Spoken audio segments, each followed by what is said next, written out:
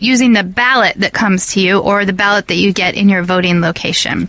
I'm so glad you're listening. We've had a long election cycle. We started out putting billboards up in the early battleground states talking about the importance of paid family leave, of childcare, and of equal pay. And we ended up with pretty much every candidate talking about the importance of those very same policies. So if you ever think your voice doesn't matter, we have proof that it does. You've been listening to me, Kristen Rao-Finkbeiner, on Breaking Through on the We Act Radio Network, TuneIn's Progressive Voices Network, and the Union Edge. We'll talk with you next week. Happy voting.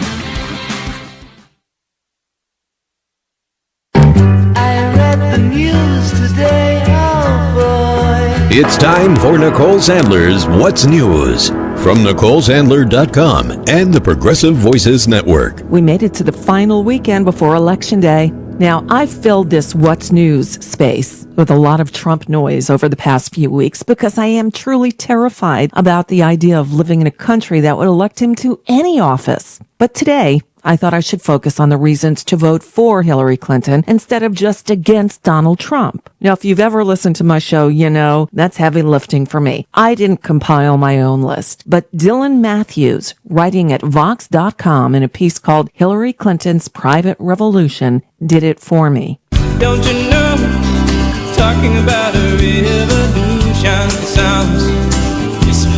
He writes, amid her blizzard of plans and white papers, the scope and ambition of Clinton's program often gets missed. Just imagine, for a second, what a world in which it all became law would look like.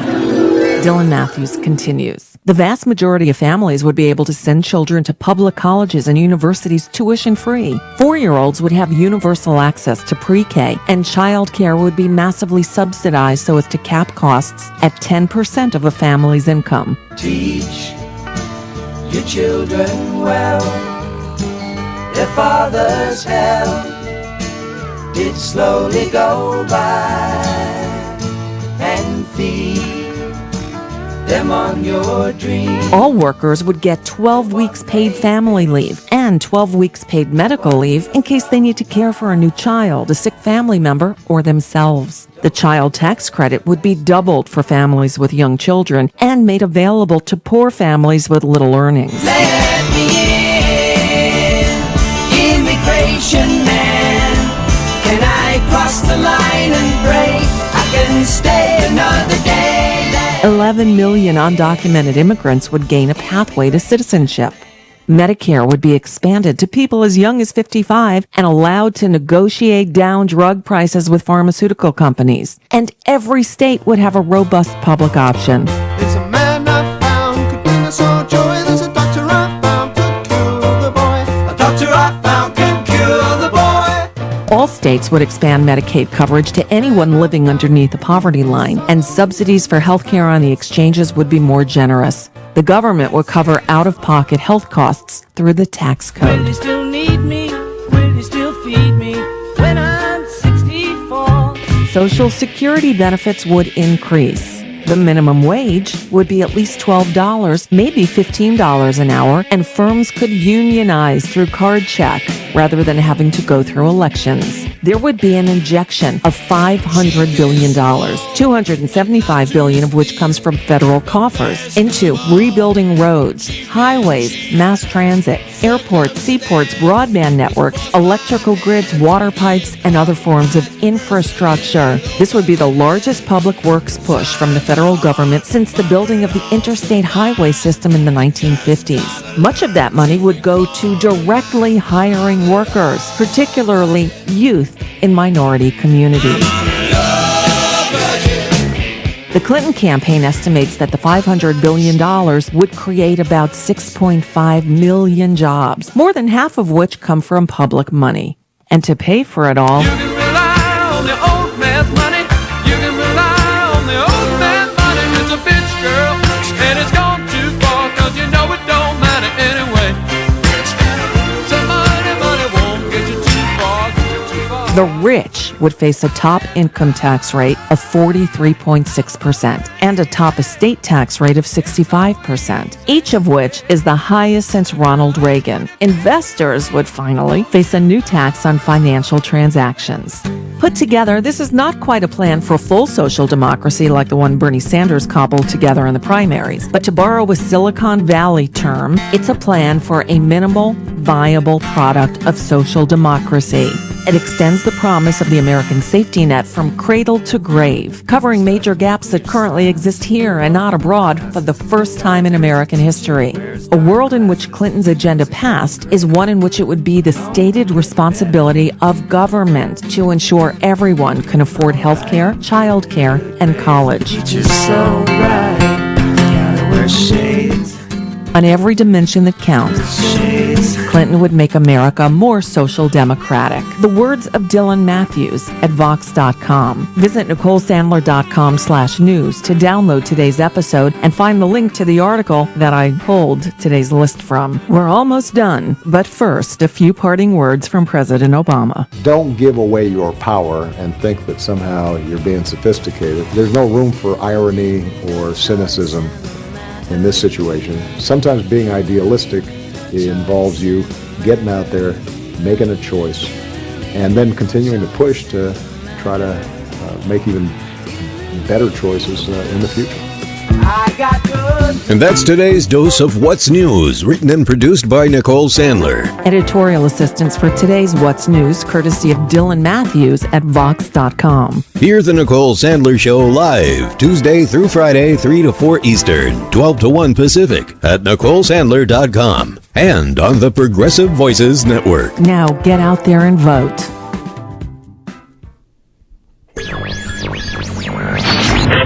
Mary had a little lamb. The fault. We believe that all men are created equal. To the magnificent mosaic that is America. From radio beacon to radio beacon. I have a dream today. Change has come to America. Enough! Knock, knock. Who's there? It's a figment of your imagination. Randi Rhodes Show. Turn up your mind. You have to go back and look and study and see what happened. Now listen up. I'm serious. Listen up. You've got an older gentleman who is supporting his candidate. He's not doing nothing. He was talking to the protesters, screaming at him, really screaming at him. First of all, we live in a country that respects free speech. By the way, if I spoke the way Obama spoke to that protester. Second of all, it looks like maybe he might have served in our military, and we got to respect that. They would say he became unhinged. Third of all, he was elderly, and we got to respect our elders. They never moved the camera, and he spent so much time screaming at this protester. And frankly, it was a disgrace. And fourth of all, don't boo. Oh! You have to go back and look and study and see what happened. They never moved the camera, and he spent so much time screaming. You have to go back and look. Okay, so how long do I have to go back and look until I see the things Donald Trump sees? How many times do I have to watch that until it becomes, I don't know, in my head the way it's in? Okay, that's how we started the weekend. That's how it began. I was driving home. Actually, I was driving to vote. I voted early. I voted, everybody. It was like the United Nations on that line. It was very cool. It was really awesome. And the line was long. It took us 2 hours. Took me 2 hours to vote. 2 hours to vote on Friday night.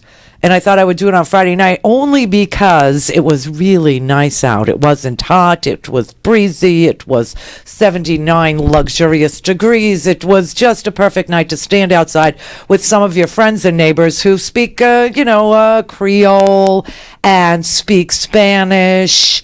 And we're talking to their girlfriends going, my mother told me that I had to vote, and she'd shake my hand when I was done. And I love my mother's handshake because there's always something green in there. So, yeah, some kids are getting paid by their parents to vote. Woo! I loved it so much I wanted to do it over and over again. But so I just made it on the line. I got there at 5 minutes to 7.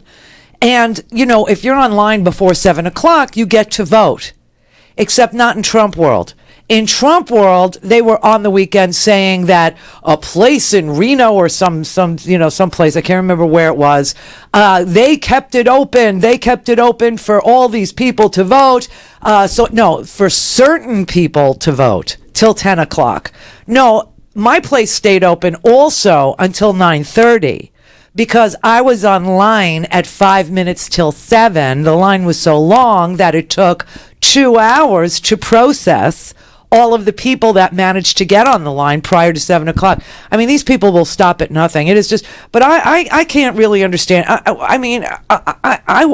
was in the car, I was driving to vote, and I had seen the Obama speech, right? And I had heard Obama, yelling at somebody, and I didn't understand what happened. I really didn't understand what happened. And so I thought, oh my God, something terrible happened at a rally, and listen to Obama screaming, and he's going, wait. Oh no, focus, like that. And I thought, oh no, what happened? Oh no. So then I got online to vote, and I have my little device, and I was able to see that Barack Obama was defending a man who held up a Trump-Pence sign at one of his rallies, and Obama defended him and said, first of all, we live in a country that has free speech. Second of all, he looks like he may have served the country. Third of all, he's elderly and you have to respect your elders. And fourth of all, don't boo vote. You know what I mean? That's leadership. That's what it looks like when a crowd goes out of control and you're in charge of calming the crowd because you happen to hold the microphone. So, and so then all of a sudden I see Donald Trump describing the same damn event that I had just watched as Obama screaming at some protester, and if he had done that, they would have said he'd become I don't know what's scarier, the thought that Donald Trump could lie that brazenly, or the thought that he doesn't really process reality. I don't know which is scarier. I mean, the good news for Donald Trump is it doesn't matter if he loses because he'll be president in his head. Now I'm starting to understand where the Alicia Machado sex tape came from. It came from his head. Now I understand where the Muslims protesting in New Jersey on 9/11 that he could see from his apartment, because he could see it in his head. Now he sees Obama screaming at a protester in his head. If he wants to believe something, he just creates it in his head. He has the mental acuity of an infant. He sees a cookie. There's a cookie. I want the cookie. I mean, if you had a 4-year-old who did what Trump just did and lied to your face like that, you'd be in the behavioralist's office tomorrow going, I don't know what's wrong with this child. I really do. He sees things. I see dead people. Oh, we're going. Make an appointment. Oh my God, it's unbelievable. In Donald Trump's world, you understand reality is rigged. And this is what scares me about, tomorrow. Reality is rigged. Nothing that doesn't go his way is real. Nothing that doesn't go his way is legitimate. Now, he's not legitimate, obviously. I mean, that's the most brazen, in-your-face, simple to understand lie. Of course, we could go and we could play a ton of stuff for you. We could play, him flip-flopping on Libya. We could play him, I know Putin. He couldn't have been nicer. I don't know anything about Putin. I never met Putin. We could do all that. But you know what? We're not going to do all that right now. Because tomorrow is election day, and the choice could not be starker. Did you see that Trump rally in Reno? Did you see the way that person was treated? Oh my God.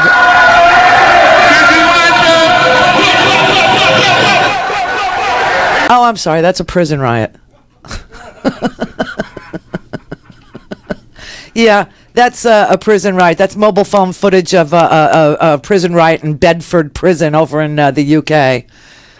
No, here's the guy who was, this was amazing. You had a guy at a Trump rally who held up a sign that said, Republican for Hillary or Republican against Trump, one of those things. It was a sign.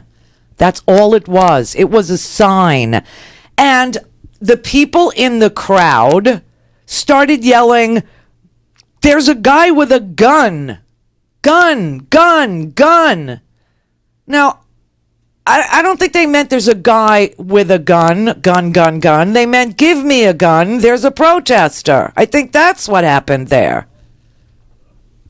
And then this spawned a whole bunch of memes about grabbing by the P word. Really, people? Really? This is a... But, I mean, somebody in the crowd yelled gun, and the Secret Service... Did you see them whisk Donald off the stage? God, did he look like a P word? Just saying. I mean, if you're going to use it, that would be the occasion.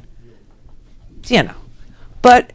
this guy actually talked to the Guardian newspaper, and he explains all he was doing was holding up a sign, and they beat the crap out of him. I mean, literally tackled him, choked him. He said he felt like he was going to die. This was an Eric Garner chicken choke situation. The guy did not know if he was going to make it out of there alive. I wanted to show a sign, so I had a sign that said Republicans against Trump. Right. I hold it up in the air, and there are people booing. That's expected, right? Right. And then all of a sudden, these people next to me are just starting to get violent. They're grabbing at my arm, trying to rip the sign out of my hand. Trump, I didn't see exactly what happened. It looked like he was kind of pointing at me, almost like he was instigating something. Oh. People started going crazy. These people couldn't grab the sign. They start tackling me, and then it just piled on. And someone yelled something about a gun. But I was yelling down there, there is no gun. I only have a sign. I only have a sign. But there was some people wrenching on my neck so hard that they could have strangled me to death. Oh my God. Other people were grabbing at my balls. Other people were, kicking me. It was just absolutely nuts. Finally, the police came. Look at this military presence. I was very happy that they came because they were able to start. I mean, they were like pushing people off. People just kept coming back for more. How would you describe how the crowd were treating you? Well, and this is something I think is very important. I like these people. These are my fellow Americans. I love these people. I understand that they came here because they're patriotic. They want to do good for their country. So the things that were going on is, and this is the main reason why I do not support Donald Trump, is because he's fascist. He's a dictator. And these type of people, they take good people and they turn them into animals. And that's exactly what happened tonight. But when you come in to become the president of my country that my forefathers have died to protect, I take that very seriously. And when you start calling out my Muslim brothers, Mexican brothers, and all these people, women, the way that he demonizes people, I'm just not going to stand for that. But I do it in a peaceful way, in a democratic way. I'm not jumping up on stage. I'm not punching people. I'm just holding a sign. Are you really shaken up right now? More than being shaken up as worried about the violence that occurred, my heart still aches for what this nation could potentially do by electing him. That was breathtaking. This guy is a Republican, okay, and he was holding up a sign, "Republicans for Trump," and he said it was the crowd. The crowd turned on him. The crowd was so violent with him. And they started screaming, "Gun, gun, gun," which again I think meant, "Give me a gun. Give me a gun. I want to shoot this guy." And it looks like the military was called in to get the people supporting Trump in the audience off of this guy. Now, all over the place, all of a sudden, there's Kellyanne Conway and everybody out going, "Oh, he's a Democratic operative. He's a Democratic operative. He was hired by the Clinton campaign. He's a Democratic operative." He was holding a sign. He was holding a sign. So Clinton, in your rigged reality, right? We just played you Donald Trump's view of what happened at a rally where Obama had to deal with a protester who was holding up a Trump Pence sign, where he showed an enormous amount of leadership and patience and strength and said, "Let him protest. We believe in the First Amendment. He looks like he might have served in the military. He's an elderly gentleman, and don't boo vote," right? That's the Obama. And of course, Donald Trump portrayed it as he was unhinged. He was screaming at a protester. He was out of his mind. "If I did that, blah, blah, blah." And then right after that, at a rally, you had a Republican holding a sign, "Republicans against Trump." The entire audience turned into, his words, animals. They attacked him. They were hurting him. They were choking him so hard he didn't know if he would be able to get up and breathe. The military had to respond. The military was taking the people off of him, off of him. And he said they kept coming back like they wanted another shot at it. They wanted more. They wanted more. And he said that it's like this man is a fascist and he's turned good people into animals. And that's what a demagogue does. And that's what a fascist leader does. And that's what a dictator does. And he said Donald Trump is clearly those things. And my heart aches more than I'm shaken up. My heart aches for what could happen to this country if people elect this guy. And so they start this meme all over the place saying that this guy was hired by the Democrats and that he was an infiltrator. What if he was?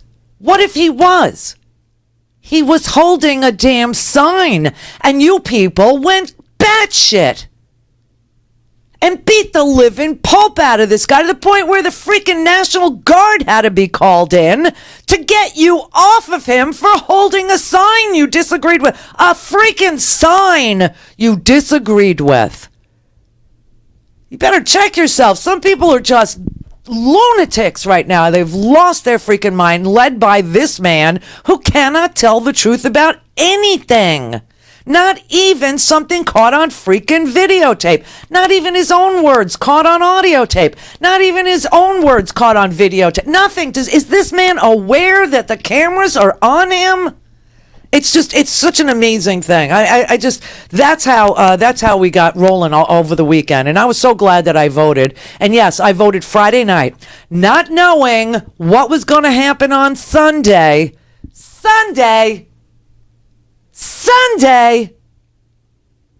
It's Sunday, Elliot. Don't bother me on a Sunday. Yeah, Comey on a Sunday says there's no reason, just like I said in July, to charge Hillary Clinton with anything. Gee, I hope they didn't take that note you sent to Congress too seriously, these voters. But I said I trusted Comey, didn't I? Didn't I? And I know something's going on in the New York Bureau of the FBI. I know that.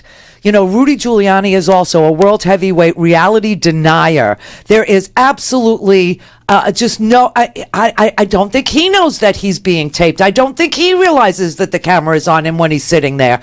I cannot I don't know what's wrong with these people. I truly am lost. I mean, you had James Kallstrom on Fox News almost every single day since July, since the first Comey letter.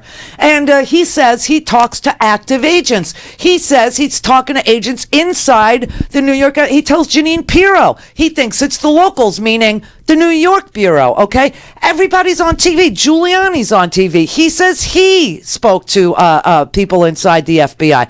You know, and then all of a sudden, you know, you question them. You realize that there's laws. Okay, you know what the law is, right? It's not just the Hatch Act that would apply to, people with official government, titles or roles inserting themselves into an election. It's also the law that says that you can't use your government office for political gain. So we have stinking problems here with these people. But here, let me play you James Kallstrom, because everybody forgets him. But this is him talking to Megyn Kelly. Wait till you see the outfit Megyn's wearing. Damn, girl. If I could, I would, but I can't. There's no way. I mean, how little do your boobs have to be to wear this dress? I'm just wondering. But anyway, here he is talking to Megyn, wearing black leather. And I talked to two prosecutors today, actually, that would take that case in a heartbeat. And I've talked to about 15 different agents, both on the job and outside the job, that are basically worried about the reputation of the agency they love. Okay, did you hear what he said? I talked to at least 15 agents, both in the job and on the job, both outside the job. And here, let's do it again. Let's just do it again. Basically worried about the reputation of the heartbeat. And I've talked to about 15 different agents, both on the job and outside the job, that are... Both on the job and outside the job. I talked to 15 agents, both outside the job and in the job. Can't be doing that. That's leaking. They were using the FBI guys, whoever they were, that were talking to James Kallstrom, knowing he's, going to go on the TV. It's leaking. They can't do it. They're using their official government position to influence the outcome of an election. Just can't do it. It's for political gain. Can't do it.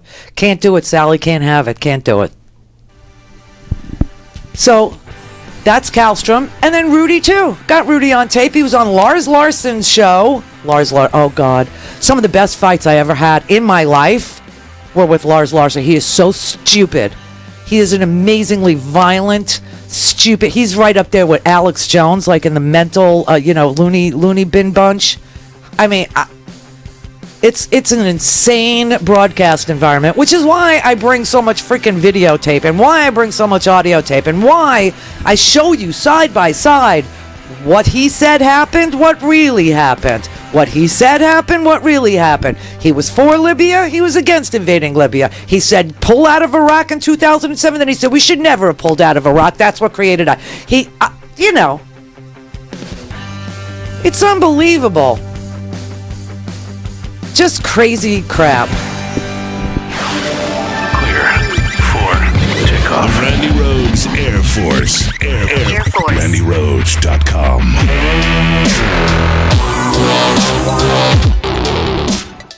I am so excited to announce that ITM Trading is back to sponsor our new show. ITM Trading is a precious metals company that was a very loyal sponsor of mine for years and years, and our reunion couldn't have happened at a better time. 2016's been great for me and for gold. Did you know that gold outperformed the Dow this year by over 3 times? Since January, the Dow Jones is up 8% and gold is up over 26%. Some of the wealthiest and most powerful people in the country are diversifying huge sums of money into gold because they know diversification is the key. And maybe it's time for you to get diversified too. It's time to talk to my friends at ITM Trading about gold and how it can help you. Call them at 1-888-OWN-GOLD. They've been in business for over 20 years. They have an A+ rating from the Better Business Bureau. And if you'd like to know how to diversify with gold, call ITM Trading at 1-888-OWN-GOLD and ask for a free gold kit. 1-888-OWN-GOLD. 1-888-OWN-GOLD. I'm Rick Smith, and this is Labor History in 2. On this day in labor history, the year was 1959. That was the day that the U.S. Supreme Court handed down a decision that would be a blow to the cause of labor. Striving for the kind of major gains they had won in 1956, the 500,000 members of the United Steelworkers of America once again went out on strike. The steel industry was extremely profitable, and the workers demanded to share in the fruits of their labor. Management wanted the ability to introduce new technology and policies to cut hours and employees. The strike wore on for more than 100 days. President Dwight D. Eisenhower ordered the steelworkers back to the plants. He argued that the Taft-Hartley Act gave him the legal means to issue the order. A decade earlier, Congress had passed the Taft-Hartley Act over President Harry Truman's veto as a way to curtail union rights. The steelworkers protested the constitutionality of the law all the way to the U.S. Supreme Court. The union lost. In making its decision, the court referenced President Eisenhower's explanation of the impact of the strike, writing, quote, "The strike has closed 85% of the nation's steel mills, shutting off practically all new supplies of steel. Over 500,000 steel workers and about 200,000 workers in related industries, together with their families, have been deprived of their usual means of support. Present steel supplies are low, and the resumption of full-scale production will require some weeks. If production is not quickly resumed, severe effects upon the economy will endanger the economic health of the nation." The next January, the union and management signed a new contract. The workers won a 7-cent an hour raise, a new automatic cost of living adjustment, improvements in their pension and health care benefits, and job protections against proposed automation.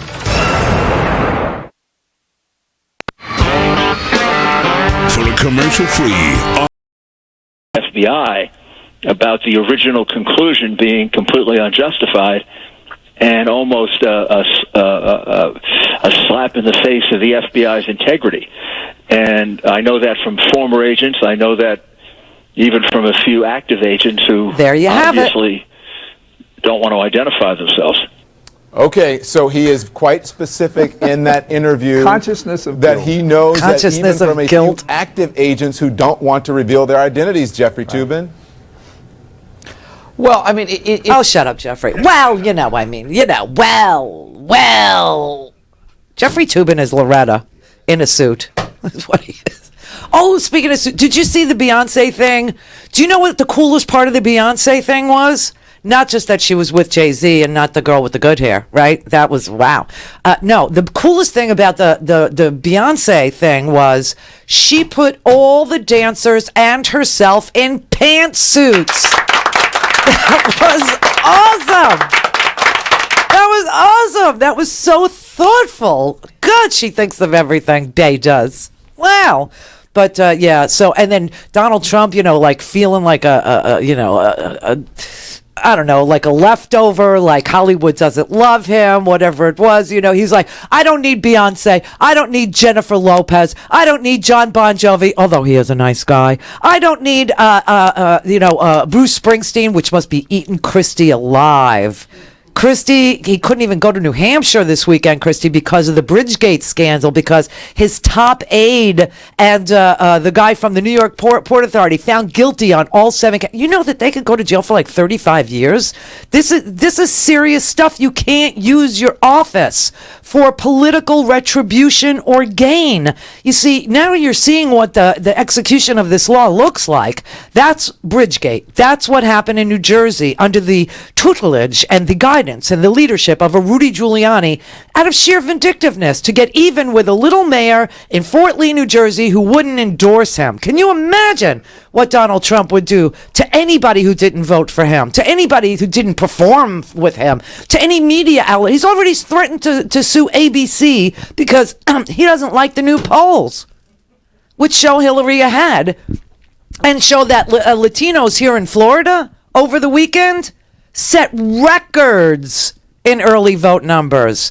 Record Latino turnout. It was magnificent. Oh, and the girl behind me, she was with her boyfriend. They were adorable. She spoke English and Spanish. Her English was just as good as her Spanish.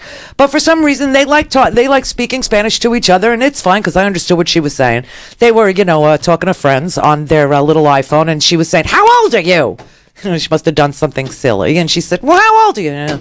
So anyway, I'm following the conversation. I'm in line with them for 2 hours. It was good because I am going to go to Costa Rica when this is all over to go look after my home and celebrate the 40th wedding anniversary of Steve and Karen, our best friends. 40 years! How they do it, I don't know. And they're still best friends. I guess that's the key to it. But so she's standing behind me, and the whole time, and in front of me was a young kid too, and he's talking to his friends. And when we got up to the table, we have voter ID here in Florida, and you have to show your driver's license, and they put it into a reader. And that's, so you wait online, then you sit in a chair, then you fill out a piece of paper with your name and your birth date on it. And then you move from the chair to another table, and then you sit at that table, and then at that table they scan your driver's license to make sure, that you are in the right whatever, and that you're you, and that you hadn't voted before, and all these safeguards against voter fraud, which never happens. And then after that, they, tell you what precinct you're in, and they send you to get your big giant. You know how big our ballots are in Florida? They're this big. I mean, it's like, yes, we know we're elderly, we get it, but really, do they have to be like the size of your windshield? I mean, that's how big our ballots are. They're the size of a freaking windshield on a Ford F-150. I mean, gigantic ballots. Front and back, everybody, front and back. And then another sheet also, So anyway, when we got to the table where they do the ID reading, I heard, the girl that was behind me was to my right, and the boy that was in front of me was to my left. And I heard the poll workers say, "Oh, congratulations, this is your first election." Not only were they Hispanic voters, not only was the guy in front of me happened to be an African-American kid, the two behind me were Hispanic voters, both of them, the boy and the girl, but they had never voted before. They were young. They were young minority voters. I was like, congratulations, I'm so proud of you. And the kid in front of me goes, my mother made me do it. And then the girl behind me, she said, I couldn't not do it. I had to do it. I felt compelled, and I brought my boyfriend because he has to do it. So, and then I looked in the newspaper, and it's Florida Latinos set records in early vote numbers in Florida on Saturday afternoon. By Saturday afternoon, we had set a record. So I don't know. We'll see. But Donald Trump threatened to sue ABC because he doesn't like the results of the new poll. He doesn't like the results of the new freaking poll. But of course, after this election is over, do you think Donald Trump, here's my question for you, because this one I don't know the answer to. Do you think Donald Trump will concede if he loses? No. Captain Leary says no. I say no. He says no? Wrong. He won't. And Howard says no, he won't. Yeah, I don't think he will either. I don't know the answer. Telling you now, I don't know the answer. I did know the answer to the Comey mess. I knew that. I had that. And you know what the answer is? For all you Seinfeld fans? Newman. Yeah, it's Giuliani.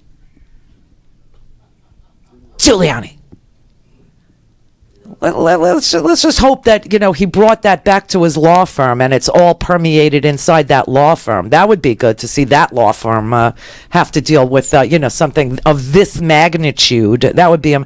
But, here he is boasting that he was talking to active FBI agents, and then he denies he was talking to active FBI agents. Now, he's a former prosecutor. I don't think he's that dumb. But maybe he's building an insanity defense. Maybe he's hung out with Donald so long that Donald is a contagion, and Rudy Giuliani is going to claim insanity. I don't know. Either that or he just gets so excited on the TV that he just can't control the things he says. Oh, that's it. It's contagious. Trump is contagious. But here he was on TV telling everybody that he talks to active FBI agents. Rudy, you work in a law firm. Go down the hall and talk to a lawyer. They will tell you to shut up. It's amazing, isn't it? Amazing. But him and James Kallstrom, those two, they were on TV repeatedly, on the radio, over and over again, saying they speak to active FBI agents inside the FBI who are telling him there's a revolution going on, telling him that they are disgusted with Comey, who didn't want to investigate, all this stuff. That is trouble with a capital T. And then don't forget, Rudy's sitting on Fox News cackling that they had something up their sleeve, and blah, blah, blah, and it's really going to shock you, and even the liberal, pollsters will hear it. The only place that he'll be able to get a job is like in the prison laundry. And then the real tough guys will beat him up for his commissary money. Sean in Kingston, New York. Oh, hi, Randy. Hi. I called on last month. I was all exuberant because I was a Bernie supporter, and I was dead set. I'm going to definitely vote for Hillary. And I made this decision back in July on basically one issue, and that's the constitutional amendment. Do you remember us talking about this? Which constitutional amendment were we discussing, please? Well, I suppose it'll be the 28th, but Hillary Clinton said in July she's going to advocate and support an amendment to restore McCain-Feingold, defeat Citizens United. Oh, Citizens United, yeah. So we need a constitutional amendment, and that's the one issue, one promise that I'm betting all my vote on Hillary Clinton for. Okay. Well, you voted? No, not yet. I'm going to vote in the morning, and I have a couple of friends who are voting on a single issue for Donald Trump, and one is to replace Obamacare with single payer and to get us out of Wait a minute. They're voting for Trump? Oh yeah. For single payer? Do you know what Trump's health care plan is? Have you seen it? It's going to replace Obamacare with a single payer. No. It's going to outlaw the current Obamacare thing. No, Trump's plan is you pay your own medical bills, and you do it. You save money, and you put it in a medical savings account, and then when you get sick, you have your savings. That's what Trump's plan is for health care. Yeah, I don't know how he's going to fulfill his promises, but he never promised. He's advocated for you talk to your friends. You talk to your friends. He's advocated for single payer he's not for single payer. He's not. They just had their health care plan. They just had it. They were just there. It was Pence and him. And Pence, laid out that it was going to be health savings accounts. And Donald Trump said you'll be free to pay your own medical bills. We're free to pay our own medical bills. Exactly. That's his plan. He's going to repeal Obamacare, though. And his plan to replace Obamacare is health savings accounts, and you pay your own medical bills. Yeah, and $10,000 deductibles. So I understand why they're mad at Obamacare, and they're going to just vote for Donald Trump as a protest. No, you're not hearing me. You're not hearing me. His health care plan is to take away Obamacare, which insures 20 million people, including me. I buy my health insurance on the exchange. Very few people do. So you're talking to somebody. Deductible $10,000? Hell no, it's $1,000. Yeah. So plenty of people have these new policies that have $10,000 deductibles. So. Listen. It depends how much you want to pay. It depends how much you want to pay. But in Trump world, that goes away, and you're free to pay your own medical bills. You know what my medical bills were last year because I had cancer? Do you have any clue? It's going to basically become all one, though. He's going to get rid of Medicare, Medicaid, everything. No. It's all going to come out. You're all over the place. You're all over the place. I'm telling you that Trump. His promise. I'm telling you his promise the other day. Although, how could you believe anything he says? But his promise. Right. But the promise the other day with Mike Pence was we'll go back to health savings accounts, which I had at my job and never worked. It never ever covered anything, okay? Anyway, you have health savings accounts where you, who can barely pay your bills out there, right? You can now, find savings somewhere to put into a savings account so that when you get sick, you can pay your own medical bills. Like you'll be able to save up $300,000. You don't seem to have much That's his plan. You don't seem to have much faith that Hillary Clinton can advocate for a Constitution amendment. What? Wait a minute. You don't seem to have faith in Hillary. Do you think she'll be able to fulfill her promise? Okay, why don't you tell me what it takes to pass a constitutional amendment? We need 50 states. And you don't need 50 states. You don't need 50. So you need 50 states to be on board with it. No, you don't need 50 states. So if you look at all the votes for the last one, okay, where would a constitutional amendment begin? Where would a constitutional amendment begin? Where would it begin? Who has to vote on it first? It gets finally ratified by 3/4. I'm just having too much fun with this boy. Okay, I don't want to humiliate you any further. No. However, it doesn't matter whether you think you don't think she's able. It has nothing to do with think. It's how it goes. Bernie Sanders. That was his promise, that he was going to support, advocate, push for this, and be a number one issue. What does it take? It was going to be his. What does it take to have a constitutional amendment? What does it take? All right, what is it? All right, that's too complicated. What does it take to shut Guantanamo? What does it take to shut Guantanamo? That's what I mean. What does it take? What do you mean that's what you mean? It's a question. It's a question. You don't seem to have faith that she'll have enough power as president. You know Donald Trump ain't going to have enough power. Now, will Hillary Clinton have enough power to do what she says she's going to do? Our country is so screwed.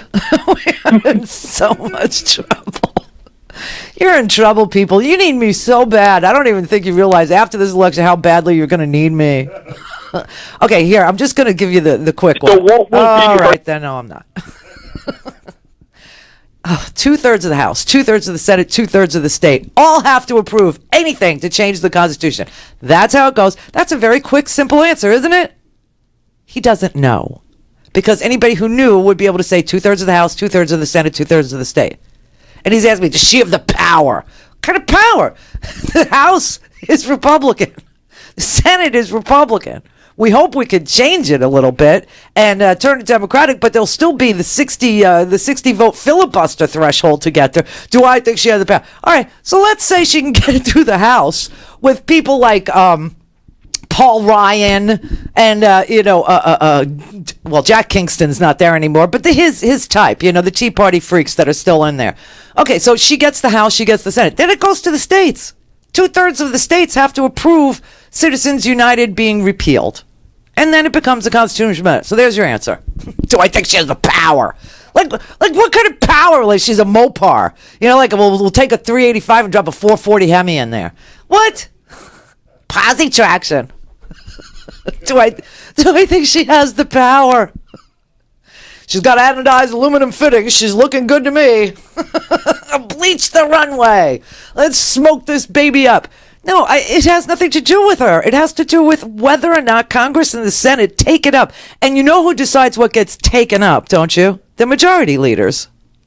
Only Paul Ryan is the sole human that decides what goes on the floor of the House. You people really need government 101. Just do a GED or something. Don't they teach this anymore? No. Damn. And what was his other thing? Oh, and Trump's healthcare plan is, by the way, repeal Obamacare, and now you're free to pay your own medical bills. Woohoo! What an improvement. Because I know I'll be able to save $350,000 in case I get sick again. I'll just put a couple of shekels a week away, and there, suddenly I'll have $350,000. $17,000 for one nuclear mapping test to find my lymph nodes. $17,000. Yeah, so I could afford that, but then not the treatment after, Oh, yeah. And then what was his other one? He had 3 things that he wanted to bitch about. Maybe he'll call back. Oh, God, spare me. I don't understand. How did we get this way? When did this happen, people? The Randi Rhodes Show is live on RandiRhodes.com and the free Progressive Voices app for Android and iOS. Visit the App Store or ProgressiveVoices.com now.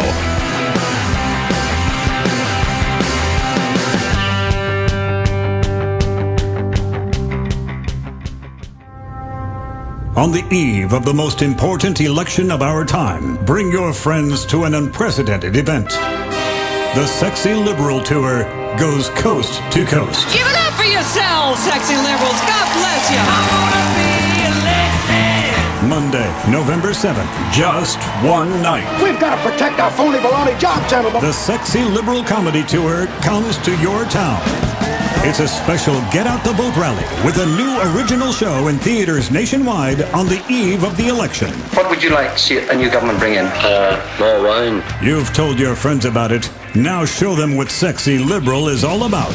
Stephanie Miller, John Fugelsang, and comedy duo Frangela are eager to make you laugh and get out the vote. The Sexy Liberal Show and Fathom Events make it possible for the #1 political comedy tour to come to your city with this one-of-a-kind event at select cinemas nationwide. Monday, Election Eve, November 7th. For more information and tickets, visit fathomevents.com. If there's still a world left when this is all over, I'd like to buy you a beer.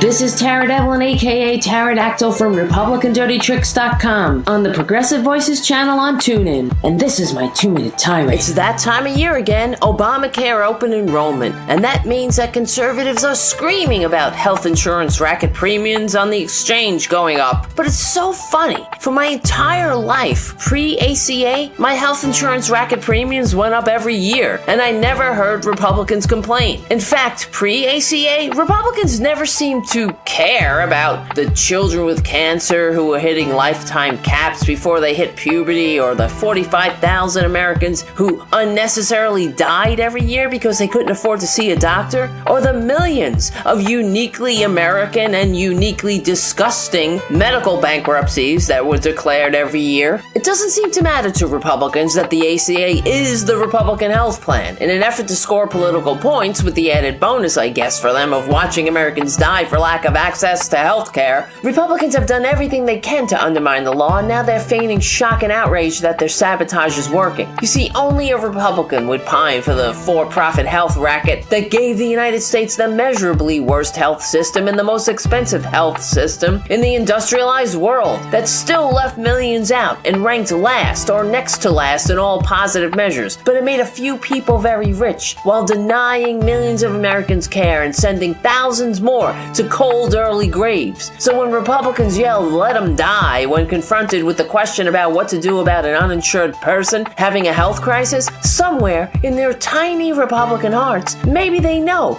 death is preferable than the best that they can do. This is Tara Devlin from RepublicanDirtyTricks.com. Go there and find links to my Facebook, Twitter, and Instagram communities, and keep listening for 2-minute tirades and more on the Progressive Voices channel on TuneIn. We stick together, we win. The Randi Rhodes Show is brought to you by our partners at ITM Trading. Call them at 1-888-OWN-GOLD and ask for a free gold kit. 1-888-OWN-GOLD. All things Randi at RandiRhodes.com. Go for launch. Speaking truth to power, The Randi Rhodes Show. Real change means restoring honesty to our government. There's little doubt that FBI Director Comey and the great special agents within the FBI will be able to collect more than enough evidence to garner indictments against Hillary Clinton and her inner circle, despite her effort to disparage and discredit the FBI. That was yesterday. Lock her up! Lock her up! Lock her up! Lock her up! Newman! If she were to win, it would create an unprecedented constitutional crisis. He's such a liar. In that situation, we could very well have a sitting president under felony indictment and ultimately a criminal trial. Just today we learned Hillary Clinton was sending highly classified information through her maid. Did you? Through her maid. She's sending highly classified information through her maid. See, it just came out a little while ago. It just came out a little while ago. Oh my God! And this was yesterday in Sioux City, Iowa. Okay, that's why I was running my my little cursor on the screen here, so you can see this was yesterday. Somebody needs to get him a computer. Somebody needs to put an iPhone in his pocket. It's an amazing. Well, he doesn't use a computer. He says he doesn't use a computer, but there's a server in his office that is tied to Russia. But he says he doesn't use a computer. This is a farce. I mean, this is really crazy. This is truly through the looking glass. It's really 1984. It's very Orwellian. It's just an amazing thing. You've got his surrogates boasting that they speak to active FBI agents, and then when they're called on it, they go, we don't speak to. I haven't talked to Rudy Giuliani when he was being cross-examined by Wolf Blitzer on Friday afternoon. Remember, with the little red bow tie on, he looked like a criminal defendant. That looked like a deposition in a freaking murder case. He was twitching and uncomfortable. And you know what he said he was talking about when something big, the surprising thing that they had up their sleeve? A commercial. That's what he told Wolf Blitzer. We're going to do a big 2-minute commercial. And, we thought that's what I thought was. Are you freaking kidding me? You were just on the Lars Larson show that morning, that day, saying that you were speaking to active FBI freaking agents. I mean, it's unbelievable. So like I said, maybe he's building an insanity defense. Because he can't be that stupid. He's a prosecutor. Who knows all the FBI guys? He was the mayor of New York on 9/11. You think he doesn't know the FBI? Guys in New York. Oh my God! James Kallstrom, he investigated TWA Flight 800, which blew up over Brooklyn and Queens. You don't think he knows the FBI either? Oh my God! This is such a weird election. Oh God! Robert in Naples, Florida. Randy, one more day, Randy. Oh. One more. We're almost there. You know what though? I got a funny feeling it's not going to be over. That's over. Listen, I got a little song for Donald Trump there. It goes with Johnny Cash. I saw a sign in Reno, and I shirted my pants. I mean, did you see the that's your service walk over to him and say, hey, you know what? We got a situation. If it was an active gun, you don't think they would have tackled the freaking orange prune there? I mean, they would have. I would have. If I was Secret Service, number one, if I was protecting him, I'd be tying my shoes, saying I didn't see anything. But if I had to, listen, Randy, if I really had to, I would have grabbed the podium if there was a gun situation and used that to divide me and him and the shooter.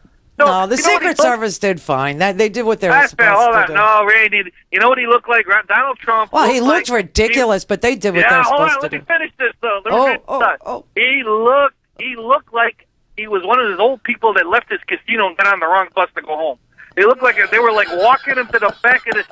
That's what I saw. He did. He did. He did. He looked like, oops, I crapped my pants. Yes, oh, jeez. All right, I called about the FBI. You are so right. You know what? If Rudy Giuliani says, "Oh, I talked directly," okay, no, I talked to a former agent. Well, you know what? You said you talked. Yeah, he's not supposed to talk to nobody. He's supposed to be like the HIPAA rules when it comes to medicine. You're not supposed to say nothing to nobody. You got to have the poker face. Yeah, yeah. And I mean, he's definitely on tape. There's just no getting around it. I mean, we got it. CNN got it. Everybody got. And you know what's crazy? If I played you Fox News from Saturday, you wouldn't even believe indictments are coming. I have a couple of articles that they put out. The New York Post, the newspaper in New York, they put out an article on Saturday saying the FBI has the emails and they're not duplicates, and Hillary's getting indicted. I mean, this was and Fox News, they had a Fox News alert that Hillary was getting indicted. Randy, here's another thing. No, here's the thing. Truly, this is what I want people to take away from all this. Stop listening to places that constantly get your news wrong. I got it right. At least, I should have earned some credibility with this crowd. I got a difficult situation, which I've always been able to do, correct. Okay? Correct. They got it wrong. Fox News got it wrong. Brett Baer got it wrong.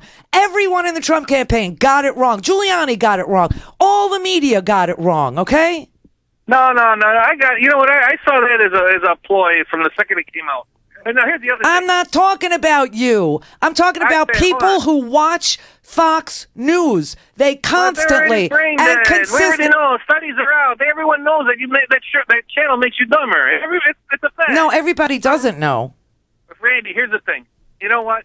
I'm thinking about. They don't know that Breitbart isn't real news. They don't know that Alex Jones is insane. They don't have any idea that they're listening to patently insane people make stuff up that they think is happening, but it's only happening in their head. Speaking of insane, your last caller there with the Obamacare and everything, you better hope Obamacare don't go away, because I think paint chips is a pre-existing condition for that dude. I mean, that guy was everywhere in his brain. Oh, by the way, I have to correct myself. I said 2/3 of House and 2/3 of Senate and 2/3 of the state. It's 2/3 House, Senate, and 3/4 of the states. All right. Yeah. Randy, I love you. Don't worry about tomorrow. It's going to be... I'm not worried about tomorrow. I'm worried about tomorrow night. I just don't see him conceding. Does anybody... I mean, what would he say? What would he say? And what would his crowd say? I mean, he's got a big party tomorrow night, right? He does. He has a big party at a hotel in New York. What's he going to say? You're fired? I mean, what is he going to say? I just can't even imagine him, congratulating her. Can anybody imagine him saying, good job, well done. It was a hard-fought fight, but America has a tradition of passing power without violence. No, I can't. I just can't. Paul in Woodinville. Hi, Randy. Hey, Paul. I have a question for you. Yeah.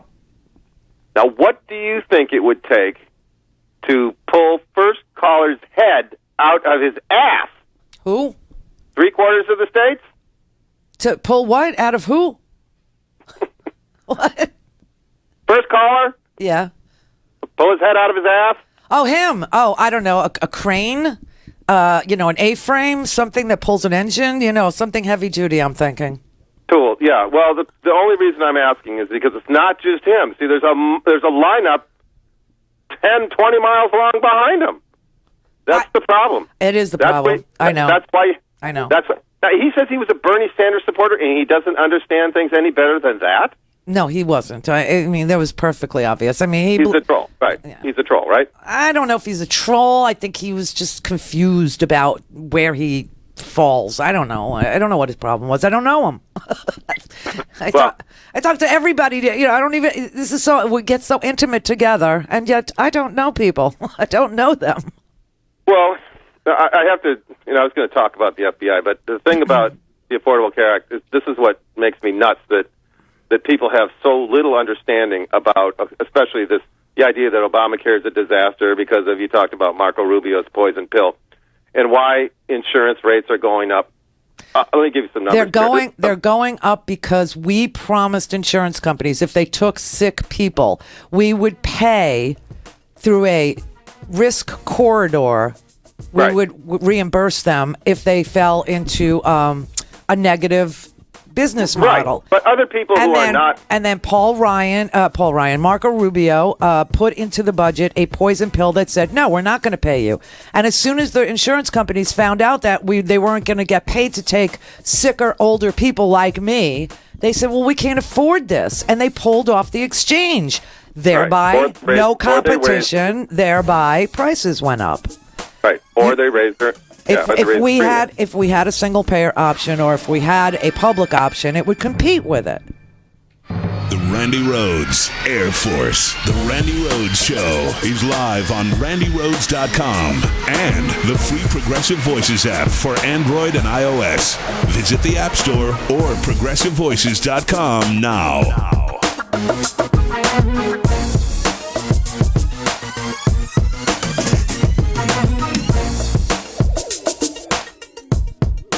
Hi, we're back, and everything is possible again.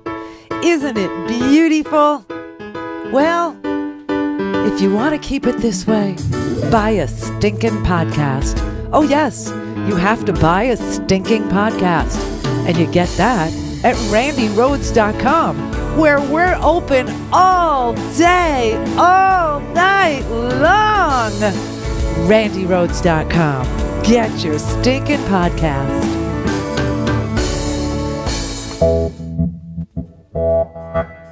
You're listening to WIN, Workers Independent News, a production of Diversified Media Enterprises. I'm Doug Cunningham. For Association of Flight Attendants CWA President Sarah Nelson, this election represents an opportunity to choose progress, inclusivity, and unity over hate and divisiveness. She says while it's sad and scary to see discrimination and sexism being embraced by a significant portion of the mainstream American electorate, her union will continue fighting for equality and stay true to core principles regardless of who wins the White House. Also equality for the millions of people who come on and off our airplanes and all the communities where we live and work and visit around the world. And these are the basic principles of the United States. And so we hope that this election will send a very clear message that we continue as a nation, continue to hold these principles dear to our heart, and we will be working very closely with, we hope, President Clinton to promote that and to push forward on equality for all. I tend to believe that love does trump hate. And that we will overcome that. Nelson says in the new year, flight attendants will be wary of efforts to use flags of convenience in the airline industry to promote erosion of labor rights and compensation for U.S.-based flight attendants. She says AFA-CWA will also fight the so-called open skies concept airlines are pushing. That would drive to the very lowest labor standards in the world and force us to compete with that and ultimately put us out of work. And so we will be very much in a defensive mode on any trade agreements that limit our right to organize, our right to collectively bargain, our right to good U.S. jobs. TWU 234 President Willie Brown is blasting SEPTA for going to court to try for an injunction to force striking workers back to work. The Pennsylvania transit strike is coming up on a full week. Brown said we can't get anywhere at the bargaining table because SEPTA has pinned their hopes on getting an injunction to end the strike. SEPTA board chairman Pat Dionne's plan all along has been to rely on the courts rather than negotiations, end quote. Brown says this is not the way to end a strike or get a labor agreement. SEPTA's bid to have a judge order an end to the strike failed Friday, but hearings on the strike continue on Monday. Brought to you by the IBEW, 750,000 men and women powering the way for an American comeback. Information on how to become an International Brotherhood of Electrical Workers Power Professional is online at ibew.org.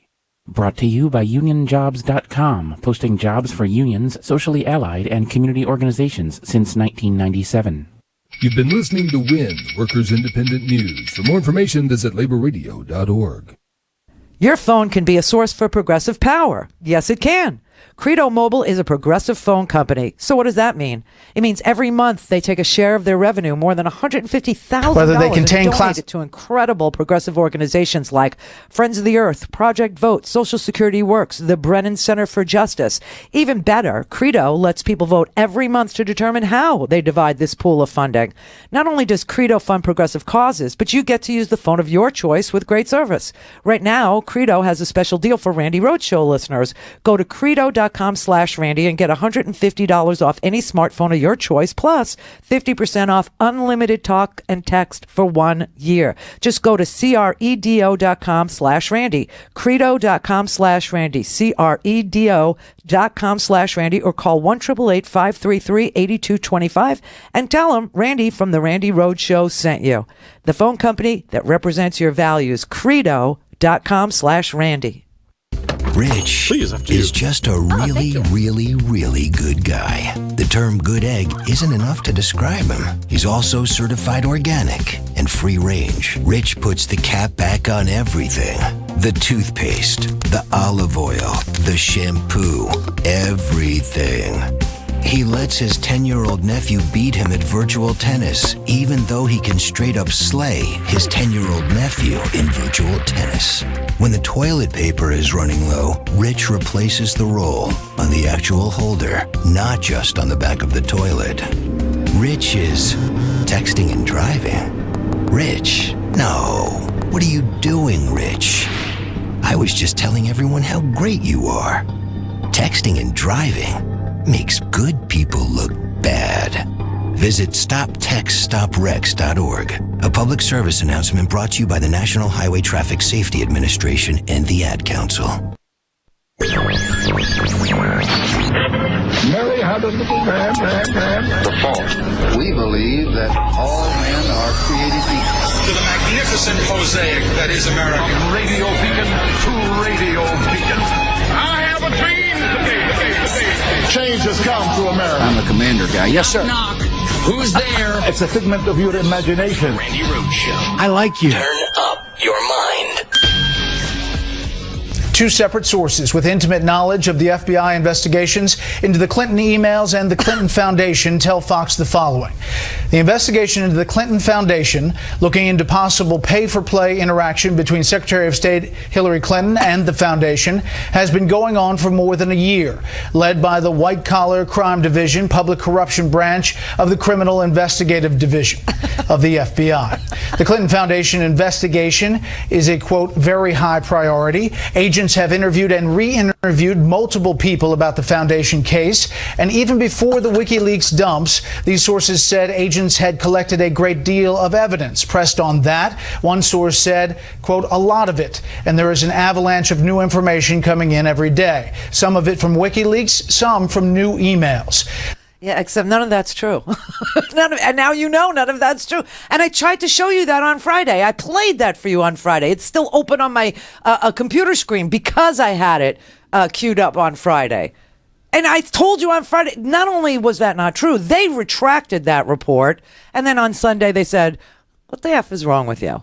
None of that is going on. None of that ever went on. There is no investigation into the Clinton Foundation. They started a preliminary look-see based on Clinton cash. That crazy Steve Bannon-produced Schweitzer, live assist, stupid debunked movie. Yeah, the FBI is going to prosecute Hillary Clinton based on Peter Schweitzer and Steve Bannon's, fever dreams, an editing deck Do you know what I mean? It's so ridiculous. They always get it wrong over there. My question is, again, why do you watch news that gets it wrong? How do you expect to win any argument with somebody like me or any of your family members or any friends that don't watch that crap, that actually read a newspaper? Oh, my God. It takes your breath away. It truly takes your freaking breath away. Oh, okay. Rick in Los Angeles. Hey, Randy, how are you? Good. How are you? I'm doing fine. I just wanted to put a plug in for the Sexy Liberal show. I saw the good idea. live performance. Oh, did you go Friday? I did, yeah. I heard tremendous. Yes, I know. I heard from her. She said it was great, and they're very, very excited. And to go to fathomevents.com, the show is going to be turned into a movie. They're done editing. She told me I heard everything went beautifully, and that the tickets are now on sale at fathomevents.com. It'll be in 400 movie theaters tonight. Awesome. Yeah. Well, I suggest everybody who can attend get out there and see it. It was a real hoot. And I got to meet Steffi after the show, and John Fugelsang, and they're great, aren't they? And Frangela. Yeah. And well, see, now I've never met Frangela, but John Fugelsang, I've done his show, he's done mine, and of course, Steph and I are, If I was smaller and flatter and I rode a bicycle through France eating bread and didn't gain weight and I cried a lot, we'd be perfect together. Stephanie she's in amazing shape. She's like so thin. She's like amazing. She's emaciated. Well, okay. She's like you could break her over your knee. I mean, she's so tiny. It's unbelievable. Yeah, but she was a real good sport. I got some selfies. And she's a great girl. She's a great, great girl. It was good fun. And, the nice thing about it, I think, with a liberal gathering, unlike a conservative gathering, after the show, the performers actually come out and hang out at the bar with you, whereas with conservatives, they probably have a paywall between you and them. And, if you want to, buy a book from them, they'll sign it for you for a large fee, It's like a Star Trek convention. Yes, it's surreal. And and there's a charge for everybody's autograph. And I know. Yeah, we are different. Well, that's probably because the bar is actually on the stage. I hope you saw that. Right, exactly. Yeah. Exactly. So, anyway, I was calling about the Senate races. Yeah. They're looking, a little bit dodgy. They're looking a little bit dodgy. Somebody was trying to get my attention here at the office. But, the Senate races, it looks like it's really 50-50 or maybe a little less than 50-50. I guess my hope is that, Hillary can win New Hampshire big and then put Maggie Hassan over the line. Yeah. And then maybe all that early voting in North Carolina is going to help Deborah Ross. Well, why they would vote again for this Burr dude who has cost that state so much with his wackadoodle crap about bathroom bills. I mean, this guy, like you don't have bigger fish to fry. Like, we don't need, some sort of a focus on bringing more jobs into North Carolina and creating, more of a banking or of a a technical hub for the Eastern Seaboard. I mean, I think people in Raleigh, Durham, and in Charlotte, they know what time it is, and I'm not worried about them. It's the people in the outlying areas that scare me to death. But I will tell you, I had to, vote against Marco Rubio, obviously. So that's what I voted for Patrick Murphy. But I know. But I actually have a lot of hope we're going to get the first Latina senator out in Nevada. Cortez. Catherine Masto-Cortez. Yeah, we got some great candidates. I will tell you, it's just that Donald Trump has sucked all the oxygen out of the room with his, ranting and raving and his lunatic fever dreams and his deportation force fantasies. That people did not pay any attention to the Senate races, nor did they pay any attention to Hillary's platform, which is awesome. Yeah, it is, and I'm afraid if we don't at least have a 50-50 Senate, we're going to be down to about maybe 5 or 6 Supreme Court justices. I was just going to say that. By the time she's out. I know. I was going to say, if you believe in 3 co-equal branches of government, a la the Constitution, then there's really no choice but to vote for a Democratic senator to replace, the Burr of the world. He's like a burr in your shoe, this man. He's so freaking annoying. And I will tell you, what my favorite story today is? We didn't even get there yet. Please tell me. Oh, it's such a good one. There was a guy.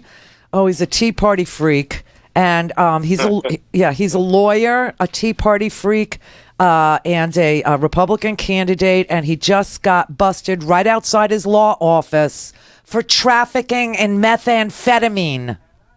Oh, my God. Yeah, not even for possession, but for trafficking. He had this whole meth ring going on. Oh, gee. I know. I love it. Oh, here it is. Candidate at that. Wow. Here it is. John Fisher Jr. has long been an aspiring thought leader for the right-wing community, hosting a radio show, The John Fisher Show, and he's also a defense attorney. But he, and at one point, he railed against the government for spending too many resources on efforts to curb gun violence, as opposed to the war on drugs. Oh, okay. and he wrote on his Facebook page, illegal drug use is much more expensive drain on society in terms of healthcare and work issues. And it turns out the man was trafficking methamphetamine. Let me guess. He was arrested while snorting meth off of the ass of a male prostitute, Randy. No, a live goat. But almost. Okay. Yeah, no. Okay. Actually, he was arrested in Tuscaloosa. Outside of his office. Yeah, he was arrested outside of his office on Friday. The West Alabama Narcotics Task Force agents learned about a suspicious backpack, and then they saw a second man arrive and pick up the backpack, which was believed to be holding the meth components for the lab that he was running. Was his partner Walter White by chance? Oh, God, I hope so. All right, well, everybody get out there and vote, and great job, Randy. I'm confident Florida is going to go Democratic for Hillary. Well, from what this year. From what I saw when I voted Friday night, and what Howard saw when he voted earlier, we both had the same stories to tell each other when we came home from our experiences. And I will go by the polling places tomorrow too and see, that what it looks like, and that everything is normal, and that there aren't any protesters and weirdness going on. But for me, my experience was in front of me was a young black man who was born in, the dates of birth are 1997. He was born. Wow, that's even younger than my son. 1997 he was born, and then the girl, older rather. I mean, Jessica too. And then the girl behind me. Oh, this was her very first election. She was 19. Oh. And she was speaking fluent Spanish to her boyfriend, who was also answering her in fluent Spanish. So for me, it looked really good. And then the whole line, I did take pictures of the line, but I don't want to post them because, people don't like it. And so, but privacy. Yeah, but the whole line was black and brown. I mean, there were two white people. There, including myself. There was another woman, single, my-aged white woman drinking her cup of tea. So, I felt very good about it. And she was like, I can't do this fast enough. I just want to get it out, and just the conversation seemed like, she had it too. Yeah. So. Yeah, well, I think probably 90% of people have had it. It's been such the nastiest, most they're horrible destructive people. campaign. They're horrible, horrible people. Horrible people. They really are the basket of deplorable. They I are. think Hillary got it right. I mean, Of course she got it right, and they know she got it right because they had T-shirts printed up that says "I am deplorable," and I was like, right. "Yeah, you finally got something right." You're admitting it. That's good. That's thank good. you. I like That's the confession. first step towards recovery. Exactly. All right. Thanks Republican a lot. rehab. Hey, see you, Randy. Okay, Rick. Chris in Kona, Hawaii. Aloha, Randy. Aloha. Just real quick question. Mm-hmm. Actually, if this fool should happen to win, what can he get done through executive order to ruin this country? How much damage can he do? Okay, he can do a lot. He can do an absolute lot. Yeah, he can repeal DAPA and the DREAM Act is an executive order. Okay. So that whole immigration, I mean, he can do a deportation force. He can actually militarize the National Guard. He can start the deportation forces. He'll reverse every single executive. The only halt that we have to deporting the young the dreamers whose parents, or deporting their parents, actually, who might be here illegally, but they were born here, is an executive order. So, yeah, I mean, everything that we've done, he can undo. Everything. Sounds like something that people should be concerned about and get out and vote tomorrow. Yeah. In the meantime, I'm going to go find a lava tube, and I'm going to go just burrow in a hole until after the election. Okay. And all right. I bet. Aloha. Thanks for all you do. What color are your board shorts? What color board shorts are you wearing? Psychedelic. I knew it. Thank you. Thanks, Randy. Bye. Okay. Bye, Chris. Brother David in Kansas. Sister Nasty Woman. Hey. It's Brother Bad Hombre calling from the red bulging with purple towards the blue-crowned center of this nation. I have to do a real quick shout-out to the chat room on YouTube, to all those nasty women and bad hombres there, and urge them to find 10 people who don't already listen to come, like, subscribe, and go to randyrhodes.com and buy a stinking podcast. Hey, have you seen randyrhodes.com today? It's fabulous. You like it? I love it. Okay, so I forgot to do this, and I don't know why I forgot. I have so much to manage here, but well, yeah, duh. No, really. But check this out. One day we were talking on the air, and I said I need help. I need SEO help, and I need to help with my website, and I just can't. Right. And a really wonderful person emailed me and said, "This is what I do for a living. I've been a listener of yours. I love what you do. I never take pro bono work, but if you really need help, you just reach out to me and let me know." Her name's Nancy, and she owns she owns a really beautiful ad agency called Ad Avenue. And so I emailed her back right away, and I said, yes, I wasn't kidding. I really do need help. People are complaining that the website doesn't have ease of use, and I'm losing people, blah, blah, blah. And she took a look at it, and she said, I can't believe you reached out to me so fast. I didn't really expect to hear from you. I don't think you understand how much I really appreciate what you've done and what you do. Anyway, we met here. We had a meeting. She I don't know how I mean, she put in so many hours and totally redid randyrhodes.com. So if you go there, today is the first day that it looks, like very sleek and glossy. It's really, really cool. We made it so that everybody could use it with a phone. Do you know what I mean? And she worked so hard on it. And because people are actually buying stinking podcasts, and because we had over 6,000 people on Periscope watching the show on Friday, and tens of thousands of people on all the other platforms. I mean, it's growing. And people are actually donating and buying the podcast. We sat down and we hammered out a little contract. I know I'm getting her services for about a quarter of what she's worth. But Nancy, God bless you, and Fernando, her partner, thank you so much. Thank you, Nancy and Fernando, from all of us out here. They're now part of Team Randy. They really are Team Randy. I am saluting in my backyard. I signed a contract with them today, and I feel confident that we can pay them what we promised to pay because of the audience, because people are doing their thing. So I can't thank her enough, and you guys. I told you your money doesn't go to me. I barely pay myself. I am building this thing. And I am investing in this thing. I'm investing in growing the show. So. Absolutely. As in the immortal words of one of, if not my, and certainly your favorite California congresspersons, the people are coming. Yes, they are. And, this is really how I'm very calm. I'm in such a state of calm. I'm getting phone feeds from friends, because I voted absentee like 3 weeks ago. In California. Yesterday, last day of early voting, 6.5 hours from getting into the line to getting to the door. Oh, my God. Right? Now, right there. On a Sunday in Los Angeles. Okay, right there, that's voter suppression. Okay? Right. There is no reason to have 6.5 hour lines to vote in America.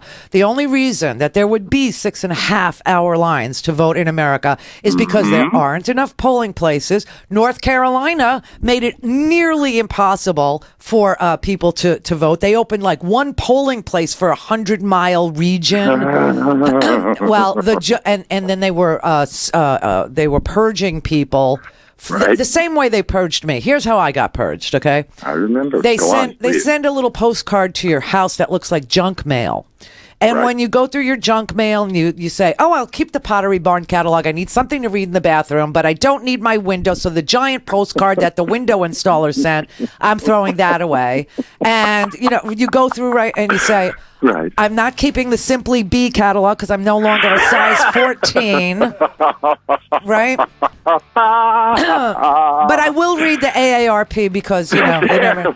Okay, I'm and right there with you, sister. Yeah. And so one of the cards they send you is a card from the supervisor of elections saying that you need to return the card or you'll be purged, but you don't see that.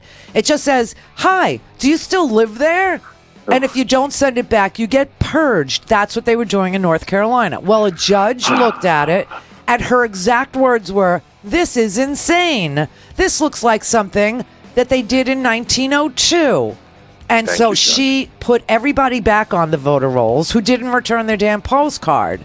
So they all early, and she opened up the early voting in North Carolina. So they all early voted this weekend.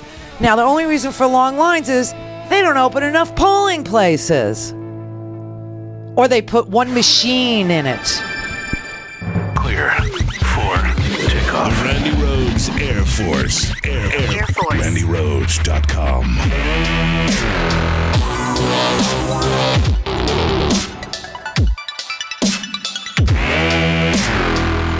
With the Dow rallying back to recent highs, everything looks good on the surface. But the underlying data is saying something very different. Experts are saying another recession may be on the horizon, and if Trump wins the election, who knows how bad things will get.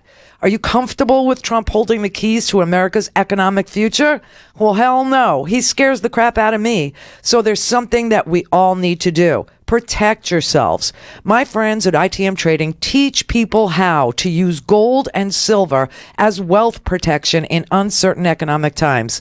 They make owning gold and silver a very simple process, and they even ship it right to your door absolutely free. So call my friends at ITM Trading at 1-888-OWN-GOLD and ask them to send you a free gold kit. It outlines how to protect yourself with gold and silver. Learn what you need to. Get started today. ITM Trading. Call them at 1-888-OWN-GOLD, 1-888-OWN-GOLD, and protect yourself today. Tell them Randy sent you. The Leslie Marshall Show on the Progressive Voices Network. Some of you call it the reopened investigation from the FBI, although there is not a reopening of that investigation technically. One thing that bothered me about all the news was how many media outlets, including NPR, Politico, led with information that was not factual before they had the facts, which is exactly what Director Comey from the FBI did. He hadn't read the emails, he didn't have a subpoena, and his staff apparently has known about this for 3 or 4 weeks. It would seem that Comey was trying to save him and FBI's face. If he came out, if he didn't come out, it would look like he's favoring Hillary. But the bottom line is this may not be about Hillary Clinton at all. It's really about Wiener, and even though I may think very ill of him, he is entitled to due process of law. You are innocent till proven guilty. And there's a presumption of guilt, not innocence, when you have the media all over this, not to mention the possible illegality of this situation. The Leslie Marshall Show, Monday to Friday on the Progressive Voices Network. I am super sexually satisfied. I'm genuinely 100% more satisfied with my sex life than I was before Randi Rhodes came back on the air. Hi, I'm the Howard, and yes, it's true. I'm actually 100% more sexually satisfied than I was just 1 day ago. And I didn't grow a mustache. I didn't get an awesome new tattoo, and I didn't join a CrossFit gym either. I just bought a Randi Rhodes Air Force t-shirt. And when I did, I told Randy, well, there, I've done my part. How do I look at my awesome new Randi Rhodes Air Force 100% super soft cotton tee? And Randy said, that's it? That's all you did to support this unfreaking, unbelievably hard effort? Okay, Howard, go fuck yourself. So I did. And I have to tell you, I still got it. Get your super soft Randi Rhodes t-shirt at RandiRhodes.com. Just click on podcasts and swag and order yours today. You'll feel a lot better after you tell Randy.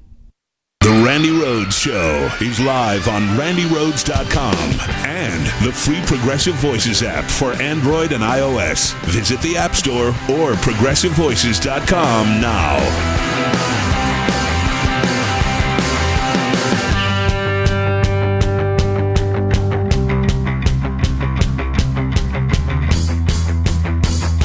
All right. Scott in San Diego. Hey, Randy, how you doing? How are you? I am okay. I have missed you, and I'm so glad that you're back. Thank you. I used to call you when you were on Air America on KLSD here in San Diego. Oh, what great call letters that was. Oh, I know. Yeah. And we may need LSD. Yeah, for this thing is over. something. It dawned on me yesterday, all these months watching Trump, I said, he reminds me of someone, but I can't quite place it. And it finally dawned on me yesterday afternoon. In the final hours of this 2016 election cycle, Trump has completed his transformation. He is now Captain Queeg. Oh, I know. I've referred to him. Of the 10 years. Oh, we've compared him to Captain Queeg from like day one with the strawberry and the bowls in his hand. You know, the bowls. Yeah. And if he had only had a little more time, he would have found the missing key to the food locker to solve the case of the missing quart of strawberries. I mean, right. He is off the twig. He's off. I know he's off the rails. The man is off the rails. But I just can't imagine what will he be like if and when he loses. Well, that's the big question. It's a huge question. I just don't know. And what will his supporters be like if and when he loses?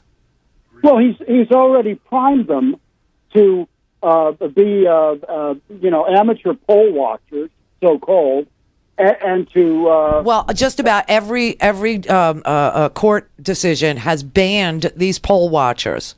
So, I know. Yeah, it's all gone to court. It was going through last week. We were doing it state by state. The funniest one, though, was I think it was Arizona. Arizona, they put out poll watcher guidelines, and they said no ostentatious show of guns.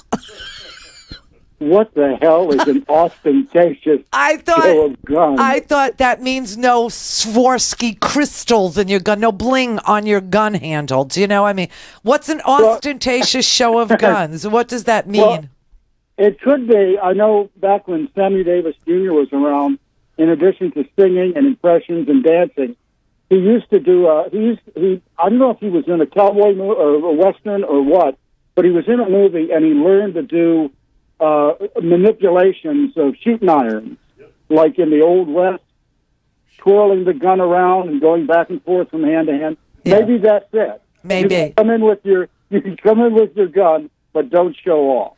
Yeah, maybe that's it. I don't know. It's so, but almost every state is banned. You remember, I started to tell you a while ago that they were going out and getting uncredentialed people to be poll watchers and exit pollers so that they could literally rig the exit polls and intimidate people at the polling places. Now, a lot of places didn't have early voting, and we'll have to see if any of that happens tomorrow. But the courts have ruled that these poll watchers are not trained, and they cannot be present at the polls. So, we'll have to see. We'll just have to see what happens. But this is just, look, the election has been so bizarre that I can't even imagine what an ending to it will look like. That's the thing. I just can't. We're taking bets on whether or not he will concede like, a gentleman or an American. And I just don't see it happening. I mean, can you see Hillary up there tomorrow night going, Donald Trump just called me and congratulated me? I don't think that's going to happen. Eddie in San Jose. Hey, Randy. How are you? Good. Hey, you just mentioned voting rights, polling places being closed in a couple of states. And I saw an article in Common Dreams this weekend that actually counted up the total number of polling places they think will be closed. And it's specifically in counties that used to be covered by the Voting Rights Act, which then in 2013 there was a Supreme Court ruling. It was Shelby County versus Holder. Yep. Which restricted the federal government's ability to enforce because Antonin said racism was over. Yeah. Well, that was actually specifically Section 5 of the Voting Rights Act. That's right. They had specific states and specific counties listed. And in those states and counties, there will be 868 fewer places to cast ballots in the election. There's 400 in Texas, 400 fewer in Texas, and in Arizona it's 200 fewer. But all of these states, obviously, are the ones that have problem basically allowing people with the wrong color skin to vote. Yeah, it's the Southern strategy, and in its full regalia. I mean, if I can't believe the Supreme Court literally wrote that racism was over. No, God. And I know, and you see the second that before they gutted the Voting Rights Act of 1965, you had to notify the federal government if you were going to do crap like that. But after the gutting, after that Supreme Court decision, you don't have to tell anybody what you're doing anymore because racism is over in those counties. Yeah, and the FBI and the Department of Justice used to send actual poll watchers out to those states, something like 800 people. Right. And now I think they're going to be down to like maybe 200 tops. Right. Exactly, and that's what happens when you say racism is over and we don't need poll watchers anymore, and we don't need, for these counties that employ the Southern strategy and surgically target African Americans disproportionately and Latino communities disproportionately, they don't have to notify the federal government when they take away their polling places or take away their poll watchers. Right. This is what happens, and so they just reverted to type. I mean, they just went right back to the same old behavior. And yes, this has to be relitigated, and it's got to make its way back to the Supreme Court, and it has to be, reinstated, the Voting Rights Act, because these states cannot be trusted to allow their people to vote. Now, when Donald Trump talks about a rigged system, he's not talking about voter suppression. He's talking about in-person voter fraud by dead people, and that doesn't happen.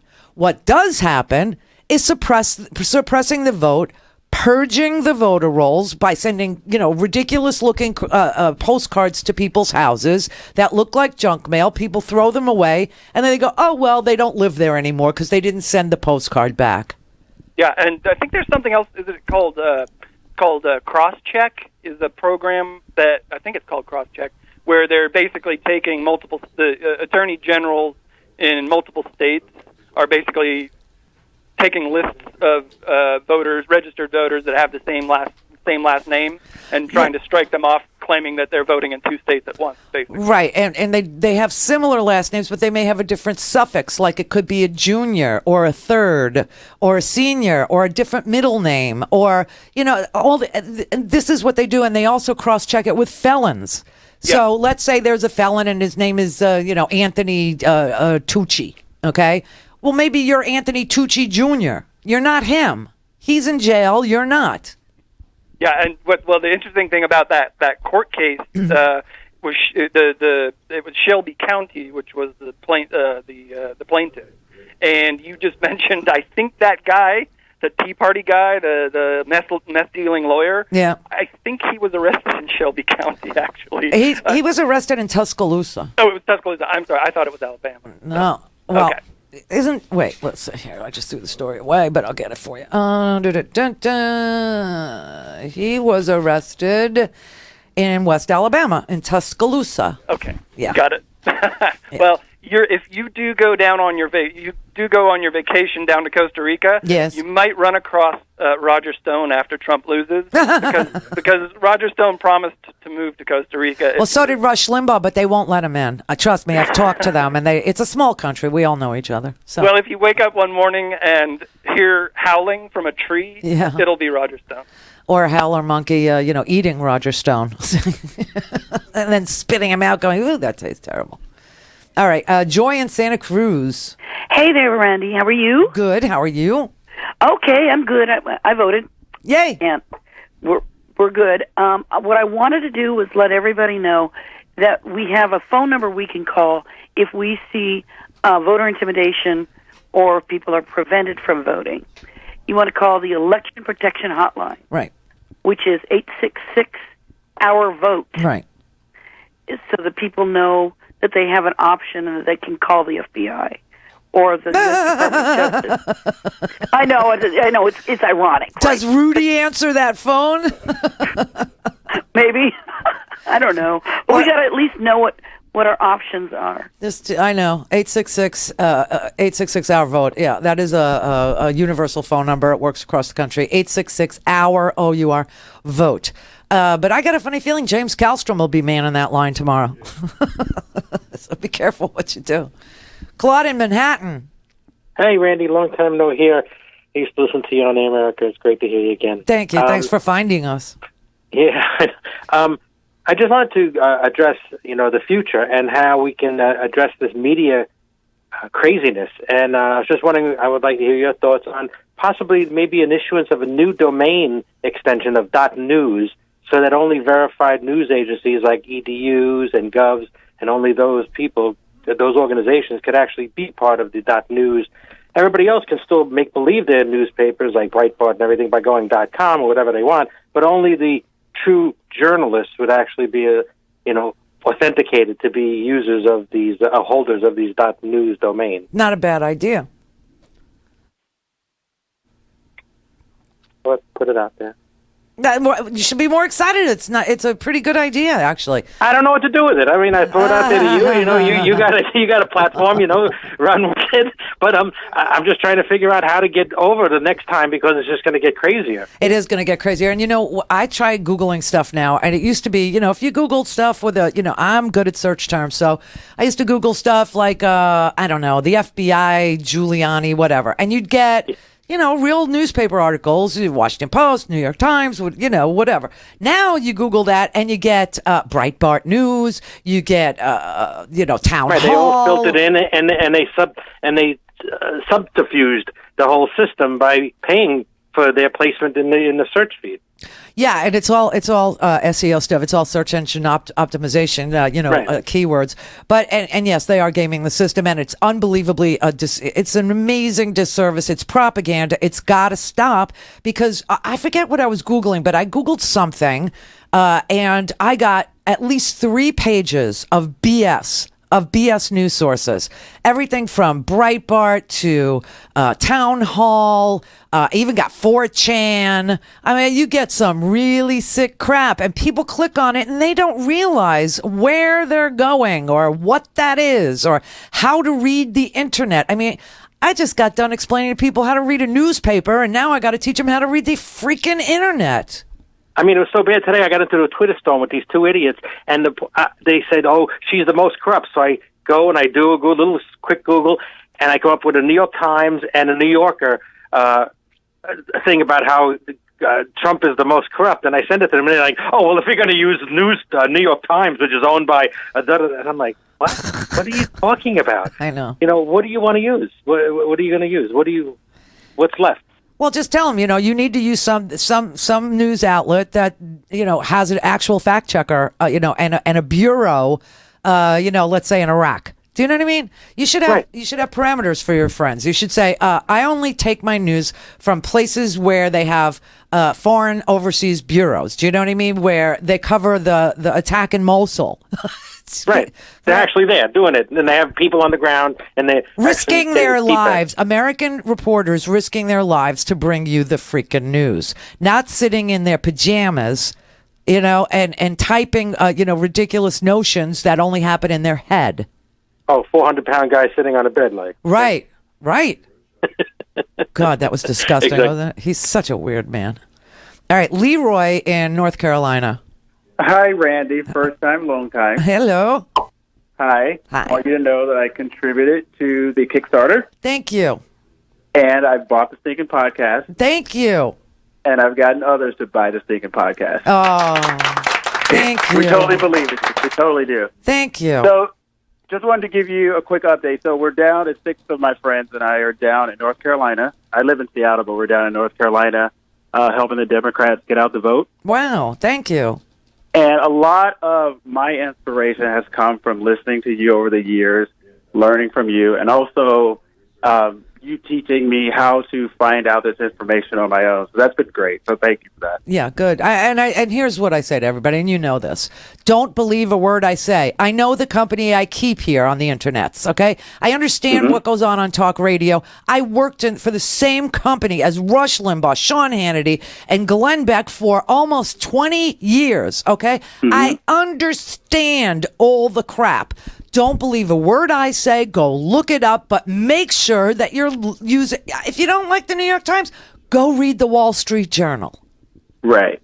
So just wanted to give you a quick story. So we've been knocking on doors since Saturday, and one of the areas we were in is the Rocky Mount community.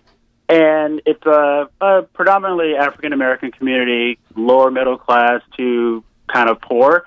And what we found was the enthusiasm to vote out there was so high that it was amazing. We had so many stories of people thanking us for coming into their community, helping them get out to vote, encouraging them to vote. We were high-fiving, we were hugging. And it's one of those things, like I told my friends, if you try to take rights away from people, that is the best way to get them engaged and motivated. When you try to tell someone you can't do something after they've already had access to the polls and knowing what it has taken for us to get this right to vote, and now you're going to take it away, that's going to really inspire them to get out. And one of the reasons why we chose to come to North Carolina was because they had such a full ballot, and their governor and their legislature just really overreached. And we're representing the African-American community, the LGBT community, and they have overreached in both of those places. So we're really trying to send them a message and make this state go blue so we can take the White House. Well, I salute you. I mean, that is really big and bold of you, and such a sacrifice of your time and effort. And you're doing the right thing, and you're doing it in a great place, and you're helping people, have their voice heard. And there's nothing better in a real democracy. There's nothing better. Nothing. I agree. I agree. Thank you. So just wanted to call in, had a few minutes, and thought I'd call in. Aw. So I've been a taker for so many years. It's an gift. I love you. Thank you, Leroy. I love you too. I love you so much. Thank you. Love you too. Stay All safe. right. Okay. Bye-bye. Wow. That's a commitment. So that's how people actually step up to the plate, put their lives on hold for somebody else.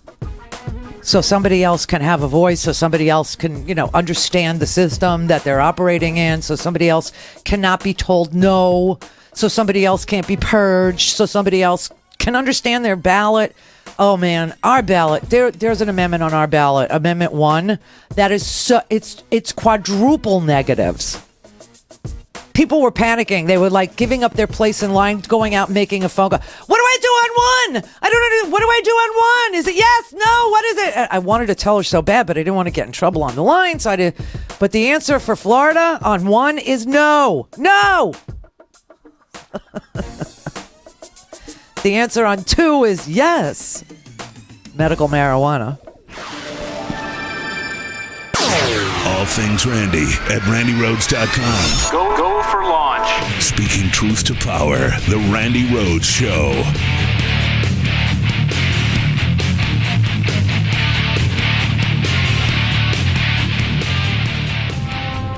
On the eve of the most important election of our time, bring your friends to an unprecedented event. The Sexy Liberal Tour goes coast to coast. Give it up for yourselves, sexy liberals. God bless you. I wanna be elected. Monday, November 7th, just one night. We've got to protect our phony baloney job, gentlemen. The Sexy Liberal Comedy Tour comes to your town. It's a special Get Out the Vote rally with a new original show in theaters nationwide on the eve of the election. What would you like to see a new government bring in? More wine. You've told your friends about it. Now show them what Sexy Liberal is all about. Stephanie Miller, John Fugelsang, and comedy duo Frangela are eager to make you laugh and get out the vote. The Sexy Liberal Show and Fathom Events make it possible for the #1 political comedy tour to come to your city with this one-of-a-kind event at select cinemas nationwide. Monday, Election Eve, November 7th. For more information and tickets, visit fathomevents.com. If there's still a world left when this is all over, I'd like to buy you a beer.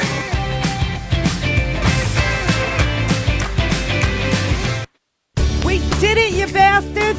We're live! And it only took 2 years! Okay. All right. So we're back, we're live, and you're there, and we're here, and ain't that great?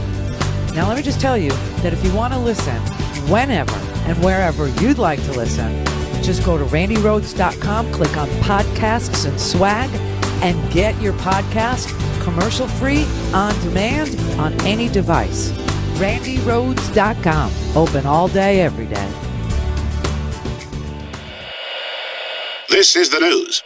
This morning, we are saluting the 2.2 million women who have joined in the war effort. They now make up 37% of the workforce, changing their role forever.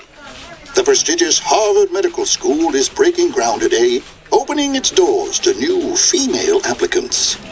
Today, little girls all over the world look to the sky, where the first woman is now in space. Military stereotypes are challenged today with the trailblazing promotion of a U.S. female officer to 4-star general. It was just announced that the vast majority of last year's doctorate degrees were earned by women. We've come so far, but our news is changing for the worse. More women die from heart disease and stroke than men, even though it can be prevented. Make a change at goredforwomen.org today. Brought to you by the Ad Council and the American Heart Association's Go Red for Women. I'm Rick Smith, and this is Labor History in 2. On this day in labor history, the year was 1959. That was the day that the U.S. Supreme Court handed down a decision that would be a blow to the cause of labor. Striving for the kind of major gains they had won in 1956, the 500,000 members of the United Steelworkers of America once again went out on strike. The steel industry was extremely profitable, and the workers demanded to share in the fruits of their labor. Management wanted the ability to introduce new technology and policies to cut hours and employees. The strike wore on for more than 100 days. President Dwight D. Eisenhower ordered the steelworkers back to the plants. He argued that the Taft-Hartley Act gave him the legal means to issue the order. A decade earlier, Congress had passed the Taft-Hartley Act over President Harry Truman's veto as a way to curtail union rights. The steelworkers protested the constitutionality of the law all the way to the U.S. Supreme Court. The union lost. In making its decision, the court referenced President Eisenhower's explanation of the impact of the strike, writing, quote, "The strike has closed 85% of the nation's steel mills, shutting off practically all new supplies of steel. Over 500,000 steel workers and about 200,000 workers in related industries, together with their families, have been deprived of their usual means of support. Present steel supplies are low, and the resumption of full-scale production will require some weeks. If production is not quickly resumed, severe effects upon the economy will endanger the economic health of the nation." The next January, the union and management signed a new contract. The workers won a 7-cent an hour raise, a new automatic cost of living adjustment, improvements in their pension and health care benefits, and job protections against proposed automation. The Randi Rhodes Show is brought to you by our partners at ITM Trading. Call them at 1-888-OWN-GOLD and ask for a free gold kit. 1-888-OWN-GOLD. The Randi Rhodes Air Force. The Randi Rhodes Show is live on RandiRhodes.com and the free Progressive Voices app for Android and iOS. Visit the App Store or ProgressiveVoices.com now. So interesting.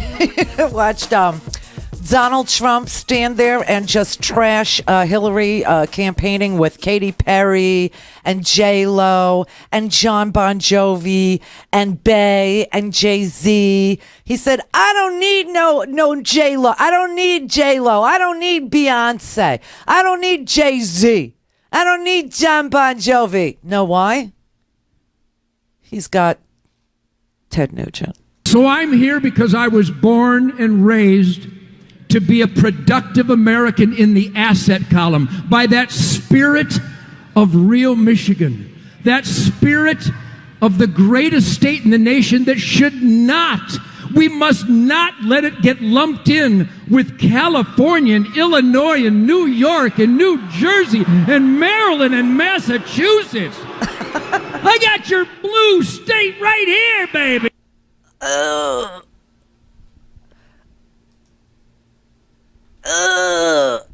That blue state right there that he's got there, that one right there, that's like 70 stinking years old. I don't want to look at that. Oh. But that's his star power. That's what he's got. He's got that and Scott Baio. Remember that? Scott Baio. That's his Hollywood power. What happened to Chachi? Chachi! I think Joni knows. I think. Oh, don't even go there. Whatever happened to Joni knew. She knew. But yeah, it's amazing. All right, so let's just go really briefly because tomorrow is election day for many places that did not have early voting. And I don't think people understand the platform upon which Hillary Clinton stands, because we didn't. This was such a policy-free election, only because Hillary was out there talking policy, believe it or not, in almost every speech. In fact, yesterday when she was stumping, you would think that if she was a showboat instead of a workhorse like Donald Trump, she would have stood there and said, yeah, you see, the FBI, they had no case. See, I told you. She didn't do any of that. She just kept talking policy. She just kept talking about 12 weeks of paid medical leave, the biggest investment in jobs in this country since World War II. She's talking about sending children to public colleges and universities tuition free if you make less than $250,000 a year. She's talking about 4-year-olds and universal pre-K and child care that's subsidized so that it caps costs at 10% of a family's income. Now, that might not sound like a lot to people who are comfortable or whose kids are grown, but I remember when my whole family had to pitch in to pay for Jessica's child care and after school because Jessica's mother worked. And we had to sit and do the math to find out whether or not it paid for my sister to stay home or if she should go to work, because by the time she got done paying for child care, it was either a wash or a loss. That's the dilemma of single mothers and poorer families everywhere. People want to work, but sometimes at $7.25 an hour, it doesn't pay for you to get up and go to work because it involves you paying, hundreds of dollars a week for your kid to go to child care. And you don't even make hundreds of dollars a week. So this caps it at 10% of the income of the household. Can't be more than 10% of the cost. Everything else is subsidized by the government. 12 weeks paid family leave. Paid. Right now we have 12 weeks unpaid family leave. So if, God forbid, something happens to Loretta and I was working for a company, I wouldn't get paid to take care of my mom. I didn't get paid to take off of work when I had to take care of myself. I know so many people that I worked with over the years who their wife unfortunately got sick and they had 2 little kids at home and they didn't, they had 12 weeks, but it was unpaid leave and nobody could afford to take it. Family medical leave. I could tell you how many women worked for me along the way who got pregnant. Especially Jenny. I wonder if people, I listen to you at Air America. Jenny was my producer at Air America, and Jenny was super freaking pregnant, and she needed to take the 12 weeks off. And of course, she took the 12 weeks off, but she didn't get paid while she took the 12 weeks off. So this is 12 weeks paid family leave, 12 weeks paid medical leave in case you need to stay home for a new child, in case you have a sick family member, in case you get sick. And then there's a child tax credit that's doubled for families with young children and to poor families with very little earnings to show. You've got 11 million undocumented immigrants. They get a pathway to citizenship. Medicare would be expanded to people as young as 55. I would take that deal in a heartbeat. In a freaking heartbeat. And then I'd have to buy a supplemental policy, right, to cover what Medicare Part D doesn't cover. But it would be a quarter of what I pay now for the greatest coverage known to man. All states expand Medicaid to anyone living under the poverty line. Subsidies for health care on the exchanges, more generous. The government covers your out-of-pocket health care costs. So this way, you talk to me about the high deductibles. Okay, so then you write them off on your tax. It's a tax credit, a tax break for us, not for people who make over, $5 million. Not for people like Donald Trump, who can write off $916 million worth of losses, socialize his losses so we pick up the tab for his bad business acumen. It's ridiculous. I would be, and how does she pay for it?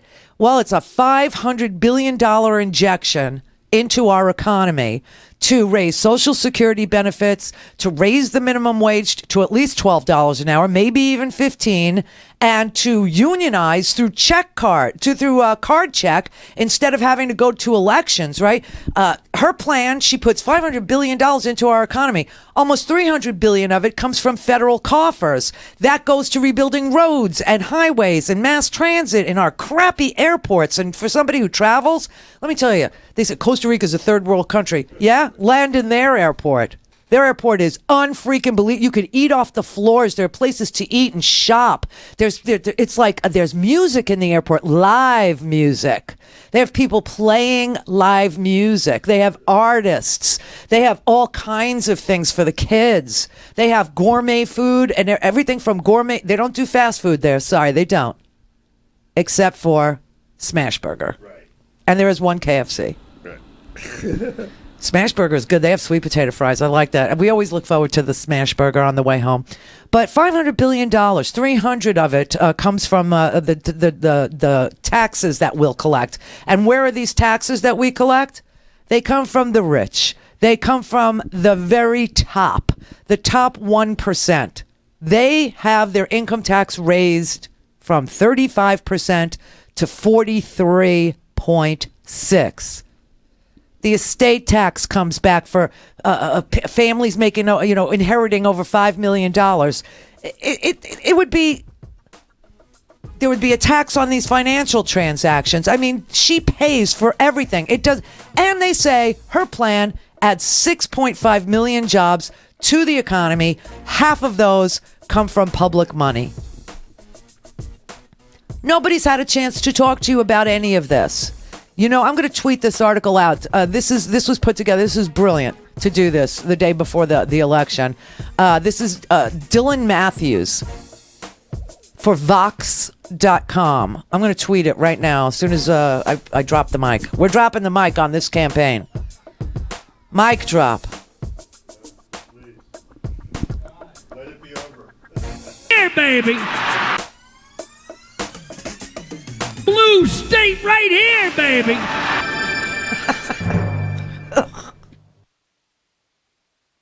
Vote.